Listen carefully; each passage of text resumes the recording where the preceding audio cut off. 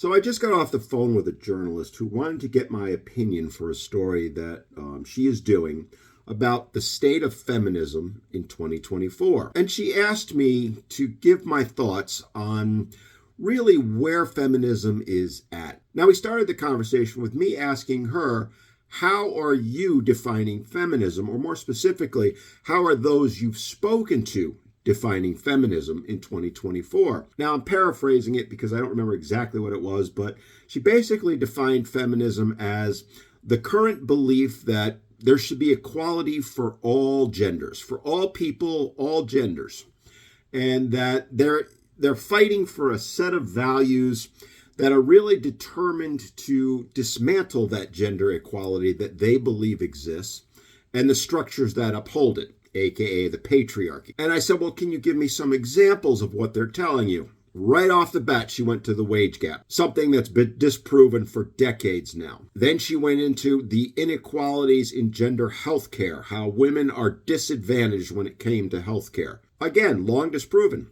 Look at the funding for research into the issues that women face with their health versus men. A beautiful example being breast cancer versus prostate cancer. And then she went into the gender-based violence argument, which yet again has been disproven. And those were the points I started using to tell her the other side of the story. And I started quoting the facts at her. I started by dismantling the argument about the wage gap, that the number they throw out, which by the way changes all the time, 72 cents, 77 cents, 80 cents on the dollar, is based on the totality of income divided by the gender. It doesn't account for things like the fact that women tend to stay home more than men to take care of the children, or that they take jobs that don't pay as much as men, because women often opt for careers that pay less but are more fulfilling to them, whereas men are required to maximize their income as much as possible. Now, believe it or not, she didn't know that. She totally believed the hook, line, and sinker of the top level, the propaganda that's been out there. And I genuinely believe she didn't know, which begged the question to her that I asked,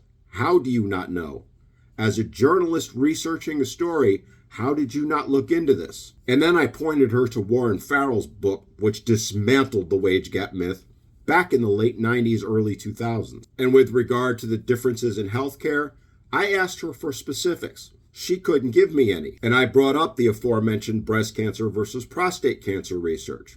And again, she didn't know. Then we got to the violence, specifically domestic violence. And I was as polite as I possibly could be, but I tore her to shreds because she wholeheartedly believes that men and only men can be perpetrators. And I even pointed her to various websites and studies which demonstrably show that men are the victim just as much as women. In fact, current studies are showing women are the perpetrators more often. And let me tell you, she was not a happy camper that I did that, which led me to give her my comment on what I believe feminism is about in 2024. And I was pretty blunt about it. I said, feminism now is about hating men. It is about removing them from society. It is about denying them their rights, denying them access to services and healthcare, and that feminism views everything as a zero-sum game. That it won't even allow discussions like the one we just had,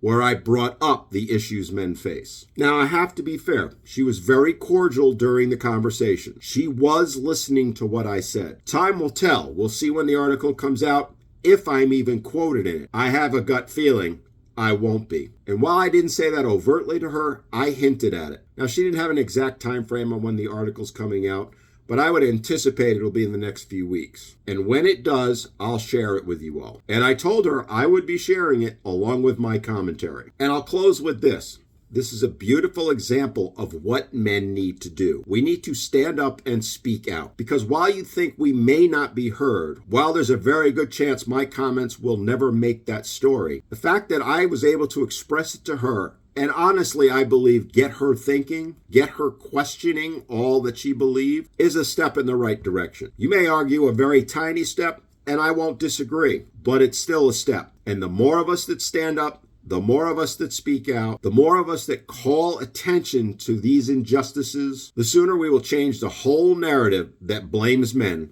for everything.